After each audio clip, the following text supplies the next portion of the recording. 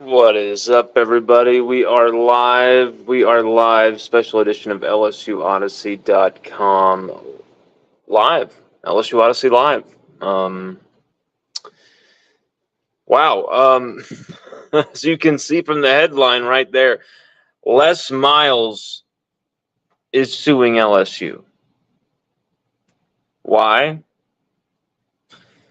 Les Miles is suing LSU because the Tigers had 37 wins docked because of the Vidal-Alexander, John Paul Funes scandal, the Vidal-Alexander payment scandal, Our Lady of the Lake, all that type of stuff. If you're a diehard LSU fan, you know what I'm talking about. Vidal-Alexander was a recruit who was illegally paid for. LSU were caught. The thing went on forever, the NCAA thing, and John Paul Funes was the one who actually got in trouble, got imprisoned for fraud, financial fraud that was going on with Our Lady of the Lake Hospital, a hospital that he was a doctor at. Some of this stuff, I mean, we may just never know the exact truth of, but the point is, because of that Vidal-Alexander NCAA case, LSU were docked 37 wins in the Les Miles era. Okay? The era that it happened in, the Les Miles era. Because of that, Les Miles is 3 wins short of being eligible with a win percentage for the College Football Hall of Fame. Because of this, deduction of 37 wins, Les Miles is suing LSU. I don't understand how he can even have a leg to stand on to sue LSU here. Like, let's actually talk this out. He is suing LSU because LSU got 37 games deducted from them because of the Vidal-Alexander situation. A decision made by the NCAA, who are actually listed as a defendant, a co-defendant of Les Miles on this lawsuit. How does any of this make sense? How does this make any sense? I mean, he should be suing the NCAA, right? You guys took these 37 wins, it's removed, all of my wins, and now I won't be able to ever get in the College Football Hall of Fame. How dare you? No, he's suing LSU.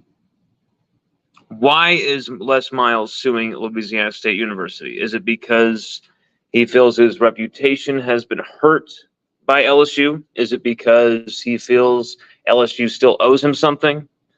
Is it because he feels, hey, this is all on LSU, the Vidal-Alexander thing. I have nothing to do with it. I'm not involved. I shouldn't be punished for anything. At least not retroactively, especially not. Well, it's like, listen, Les, those wins come during your time. They were deducted during your time. It comes off your record. I get it. This whole thing is stupid as far as the win deduction. The whole thing is stupid as far as, they paid Vidal-Alexander, a guy who, really didn't do much for LSU, affect wins or losses for LSU. And so you take 37 wins off of the all-time board. That's really gross. And it was really gross that it happened, but it happened. And the coach who was punished was Les Miles. And because of that, he wants to sue LSU, his former employers.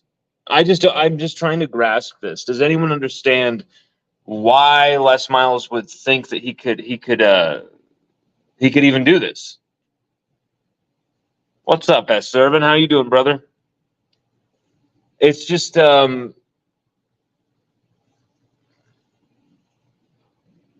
Les Miles sues LSU because LSU have a decision made against them. Like, it didn't just hurt Les Miles and his credentials, his credibility to go into the College Football Hall of Fame. This also 37 wins from LSU. So to act as if he has just been solely punished and LSU hasn't, it's like suing a dude for going into prison with you. Like, hey, we went to prison together for committing the same crime, and I'm going to sue him for getting me put in here. Like, what? I'm just like, sure, you can do that, but A, you're going to look like an ass doing it, and B, what was the point of all this? What was the point of this exercise? It's to get him. He thinks it's going to get him in the College Football Hall of Fame if he gets those three. If he just gets 3 of those 37 wins magically back to qualify with a win percentage, he thinks he'll get in. And it's like less. I don't think you made enough of an impact on college football to be in the College Football Hall of Fame, at least before a guy like Mike Leach. Your name should not be on a ballot before Mike Leach is in there. So for him to presume that he just is guaranteed a College Football Hall of Fame spot if he gets these wins back is absolutely hilarious to me. Les Miles, what was his impact upon the game? Besides doing nonstop gambles, 4th down gamble plays, 3rd down gamble plays, where he put his team in a crazy do or die situation where if you do not pull off this trick play on 4th down instead of just punting the ball, not only are you guys going to give up this terrible field position, you're probably going to lose this game because he's calling it the worst, most do or die possible time. And I can't even count how many times that happened and how many times it was like, oh, it worked, so it's all good. I can't tell you. I remembered every one of those times, and I'm like, it doesn't matter. I still remember how stupid some of those calls were.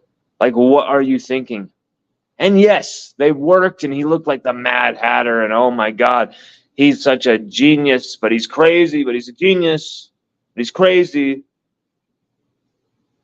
It's I think in the end, his football coaching pedigree was exposed when you're talking about the 2011 title game, where the LSU go out there against Alabama and get roasted. And I mean, it's basically Alabama's offense out there against LSU's defense for 4 quarters. It's a shame that LSU's defense were out there for that long without anything offensively, because had LSU had anything offensively that day, we might not even have allowed Alabama to score a point. We played such great defense, but we were out there for every goddamn play of the night, I swear. At least 80% of those plays, LSU were out on the field. So my point is, I've seen this guy have, he's won a national championship. And I won't say it was all with Saban's players. I think that's kind of a lazy take. The veterans on that team were Saban's guys. But a lot of the guys that some of the stars on that team were part of the guys that he recruited. So we'll give him that. But he was exposed as the type of coach he is in 2011 when his players couldn't help him, and he had to make an adjustment in the middle of that game to turn the tide. He had to make an adjustment in the middle of that game to bail his players out for the first time all season and out-coach Nick Saban. He couldn't do it. He couldn't do it. That game was calling for all sorts of different changes. And here's the thing: when you got a roster like LSU does, there's at least 3 different versions of a single team on a single roster. When you're talking about different quarterbacks you could use, different types of offense, different weapons offensively, different defensive schemes, different defenders you can play. I mean, look at last year.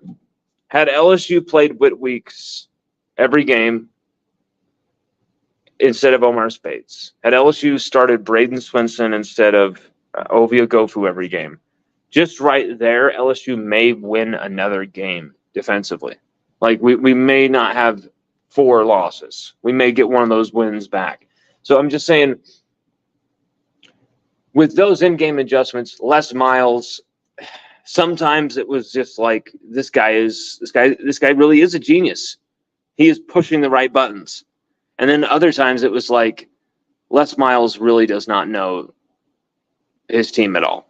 He has no clue who he's got on that roster. He's simply just going and recruiting and trying to sign as many top ranked recruits as possible. The Les Miles era for me, I always feel like it was like less SU. He wanted LSU to be less SU. He thought he was bigger than LSU. That's just my opinion. I'm not trying to push that on anybody, but from me, it felt like when you're talking about this type of decisions he made, how many times he wanted to be seen as the guy rolling the dice, how many times he wanted to be seen as the person winning the game, not the players winning the game, but he made a decision to win the game. That was the era. Les Miles, Nick Saban, they wanted every game to be 9-6. They wanted every game to be 6-3. And wanted every game to be 10-7. You know why? Not just because they loved defensive football, but because everyone could look at one or two, maybe three moments in that game and go, the coach, Les Miles, he made this call, he made this, and he won them that game, damn it. And they can say the same about Nick Saban, whereas like nowadays, extreme offense, pedal to the metal football, a game is 38-35, 41-38. There's a lot of things that went on in that game, and not just one little call at some point changed it.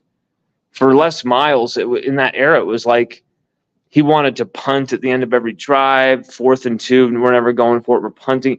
He wanted the game to always be like in this hanging in the balance moment where, he elects to kick a field goal and Les chose us to go to kick the field goal and we won. Yes.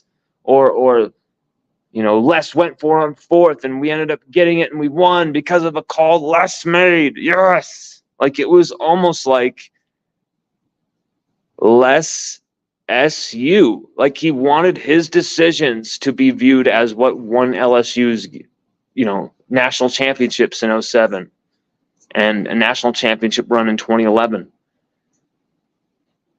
And that's why, in my opinion, LSU never really took full flight offensively under Les Miles, is because he wanted the glory. He did not want games to be, beat downs. And I know that sounds crazy. I know it sounds like just ridiculous, and you have an axe to grind against Les Miles.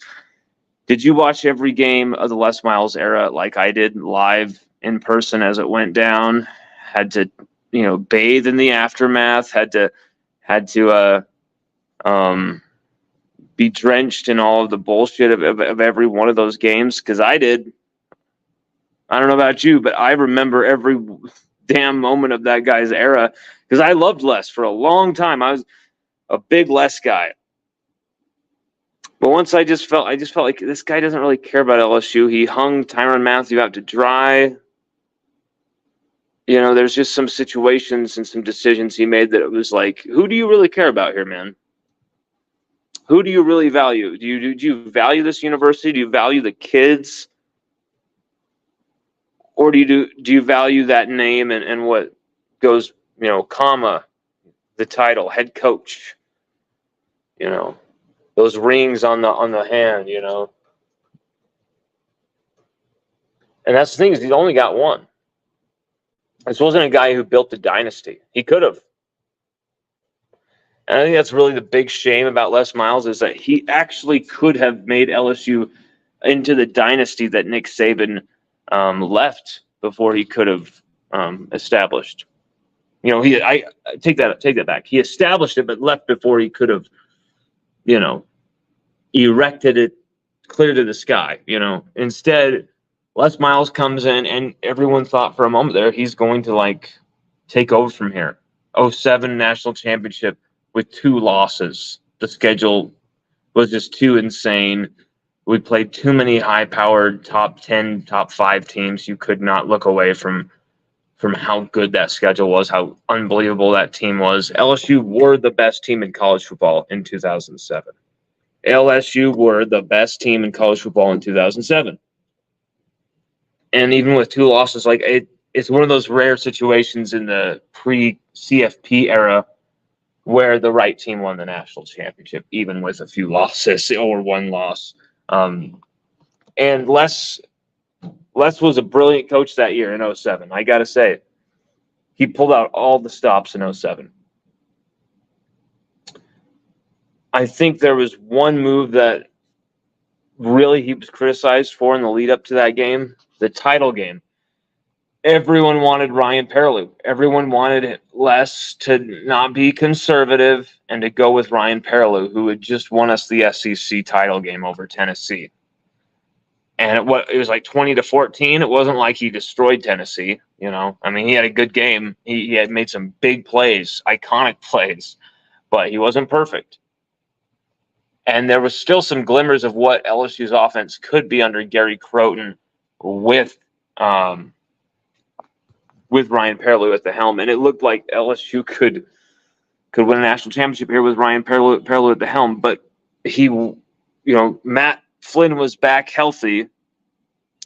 And he was like, I'm not going to take away this opportunity from Flynn. Flynn's been here for 5 years, waited his time. He's gotten us to this title game. Got hurt and was still playing through injury into triple overtime against Arkansas. Like, are you kidding me?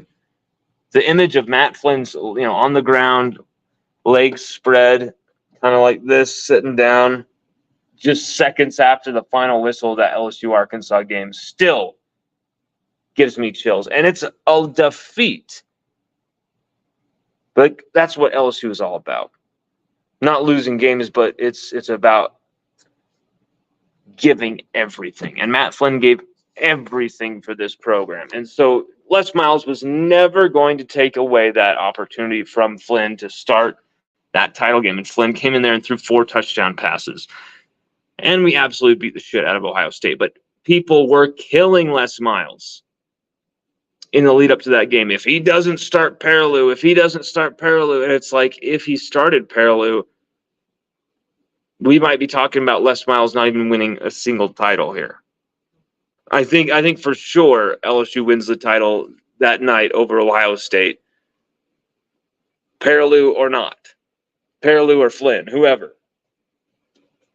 I think no matter what decision Les makes, LSU are winning that championship. But it's not as smooth sailing as it was with Matt Flynn. We'll just put it that way. Malcolm Jenkins was out there for Ohio State's defense. James Laurinaitis, tackling machine, was out there for Ohio State. Like, they had great players on the Ohio State defense. And that Ohio State defense actually played a pretty damn good game against us. I believe they had a pick six or nearly a pick six. Malcolm Jenkins had one. They had a great game, their defense. We just absolutely overpowered and dominated them, and their defense was out there for most of the game. You're going to allow 38 points when your defense is out there most of the game. And when your offense, Todd Beckman, is facing a guy like Glenn Dorsey through the middle. Like, some of the players who were at LSU under Les Miles, it's incredible. And I feel like some of those guys did hit those levels that they should. They did hit that potential. But I think for the most part, a lot of those guys, they hit that potential for like a season or a season and a half a season. And there was a lot of incompletes, a lot of unfinished, in my opinion. And I don't completely blame Les for it. I just think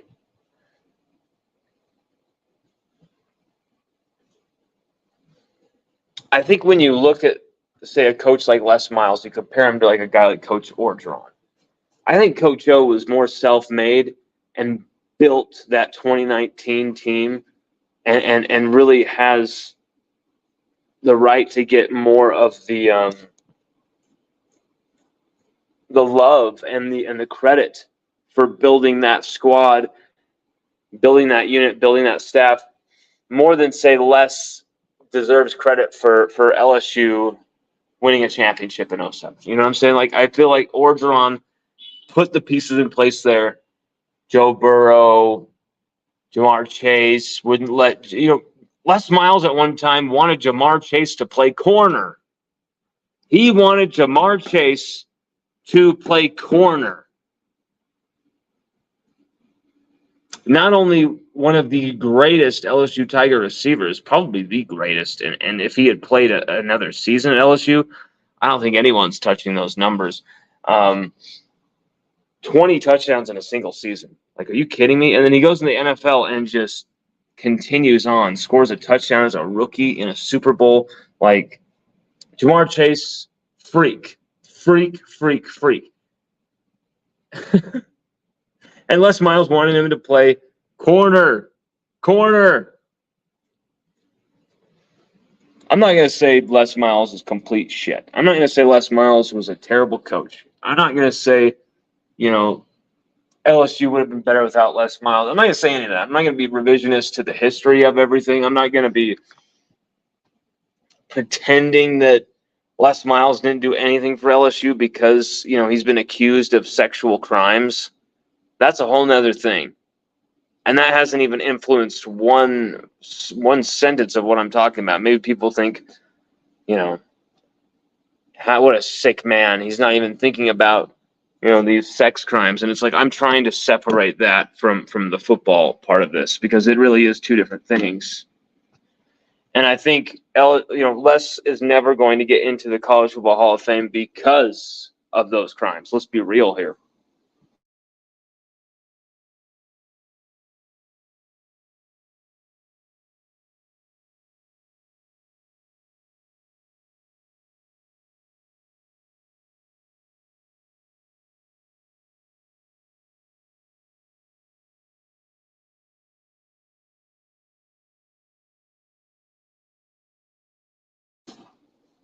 Sorry, my nose is itching like crazy.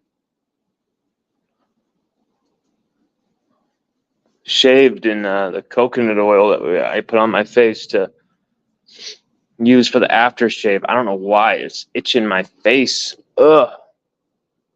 Let me indulge for a second off camera. There we go. Yeah, I mean,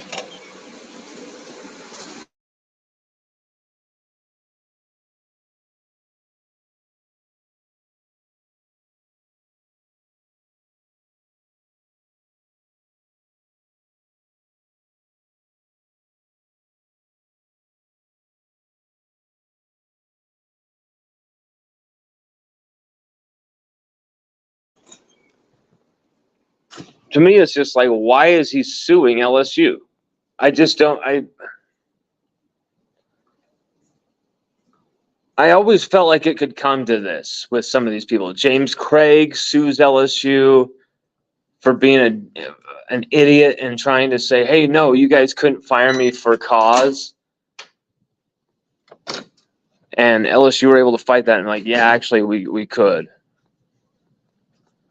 LSU are going to have the best lawyers here to fight this. The point is, why are they even having to do this? Why are they even having to enter this situation? It's just, once again,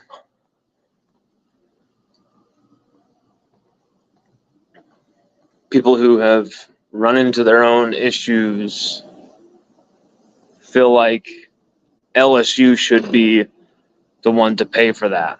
I don't know. I don't know what this is. I don't know why he would be suing LSU. Is there anyone in the comment section who can give me a good reason why Les should sue LSU here? I'm not saying, oh, we're LSU fans. He's suing LSU, so fuck him. He's an asshole. But let's be real about it. Does he have a reason to sue LSU? Is there an honest legal reason for him to do this? What is the point of any of this?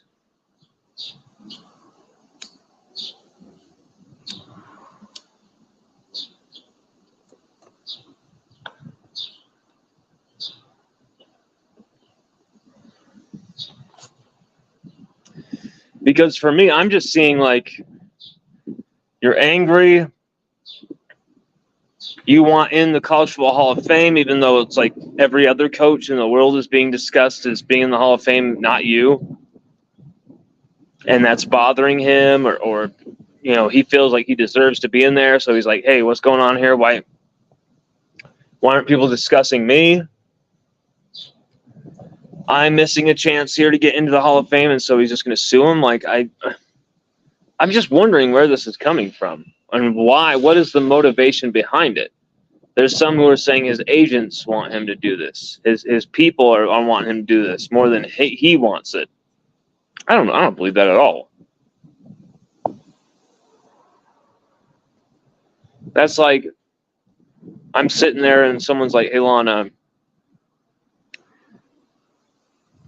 we feel like we should sue Go 24/7 on your behalf. All right? Is that all right? Why? Just because they've stolen a few stories from you, maybe, and we should just sue them, you know? We should just sue them. They should hire you, and they didn't, and we should just sue them, right? Okay, whatever. Like, no, I'm not, like, I don't think Les Miles just has handlers who are just making decisions for him on this scale. Can't see him being okay with someone just suing LSU and he's not 100% down with it. This is personal. This is from Les. There's something that's gotten to Les Miles and his emotions here, his frail emotions, and there's something that he wants LSU to pay for. And he thinks LSU has ruined his reputation. He thinks LSU dragged him through the mud and ruined his reputation because of his actions. Les's own actions towards young, just barely over the legal age limit, female LSU students. He liked them blonde, as he said. You know, that guy.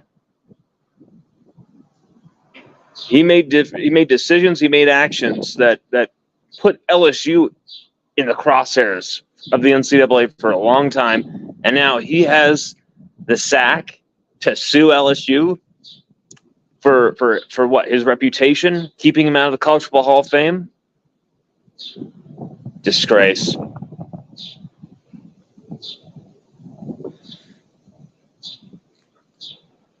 Absolute disgrace.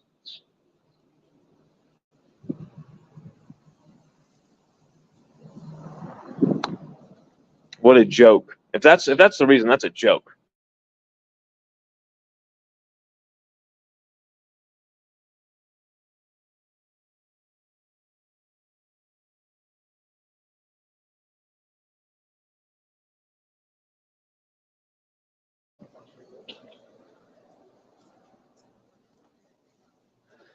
Les Miles suing LSU. Adam Rittenberg from ESPN was first to report the news.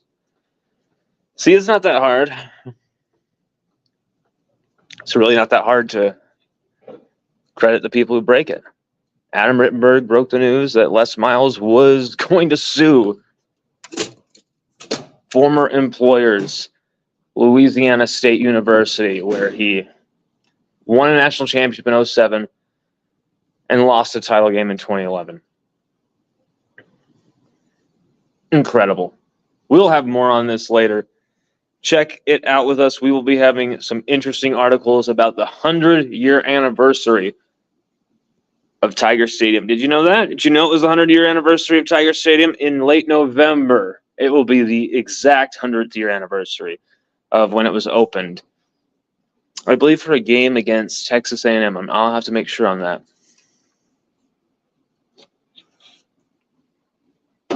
But yes, we have a series of articles about greatest moments in the 100 years of Tiger Stadium, Death Valley. And check that out, LSUODYSSEY.com. Thanks, everybody.